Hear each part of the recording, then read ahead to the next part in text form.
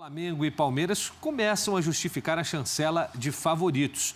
Já estão no G4. O Atlético Mineiro é que, daqueles três que se falava muito no começo do campeonato, ainda está patinando. Aqui a classificação: Corinthians com 26 pontos, Grêmio 22, Flamengo 17, Palmeiras 16, completando o G4.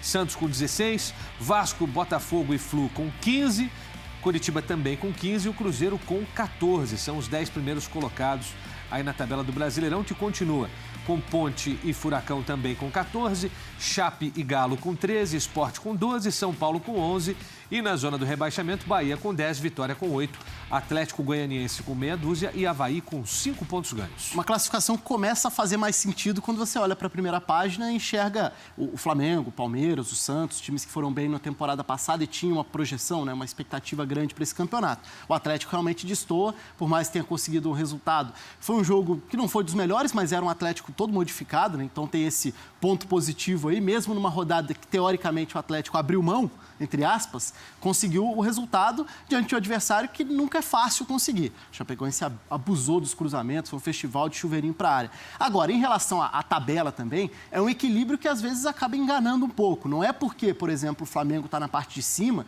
que o Flamengo já se achou no campeonato ou se achou em termos de atuações. Foi uma semana positiva de resultados, mas nem tanto em atuações. A partida do Flamengo contra o Bahia mantém aquele alerta ligado de um time que foi abaixo do que se espera. Claro que ainda tem novidade, é mais um caso de time que vai chegando e vai acrescentando peças no meio do campeonato, mas são peças que podem acrescentar e muito. O Everton Ribeiro, no caso, tendo seus primeiros minutos com a camisa do Flamengo.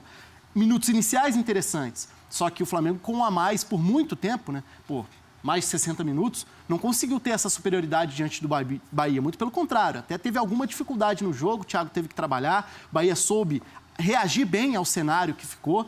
Então, não é uma classificação que passe para o torcedor essa mensagem de já está tudo bem, estamos de volta aos trilhos. Acho que não é muito por aí. No Palmeiras, também tem a questão de um time variando um pouco mais, fazendo suas modificações, ainda também sem achar o melhor nível de atuações.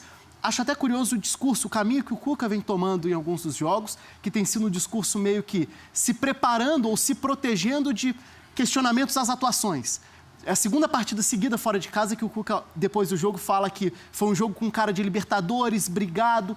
E eu vejo isso meio que como um caminho para você se proteger do discurso de não é um belo futebol. Não é o que esse Palmeiras pode ser cobrado para jogar, mas tem sido suficiente para competir e conseguir resultado. O que é óbvio, é interessante nesse momento, até pela reação na tabela. Mas daqui para frente, tenho certeza que o próprio torcedor vai cobrar mais, mesmo sabendo que o Palmeiras nesse momento vai se dividir aí, Chegou aquela famosa hora de priorizar o que fazer, qual competição colocar em primeiro plano.